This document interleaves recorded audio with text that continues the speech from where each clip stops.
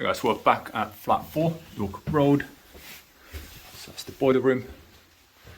Everything's been redecorated. So this is the bathroom. I think we had to re-plaster. There you go, your board and plaster some of these walls.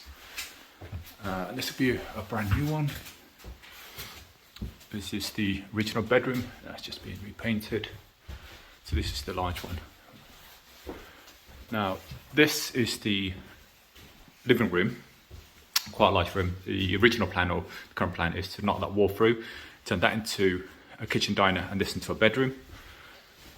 And this is the kitchen. That's the waste pipe. So what we might do instead is actually just convert this into a bedroom and that into a kitchen diner, because this will require too much work and disruption. So potentially we could take this wall down, just half of it, and go into that other room.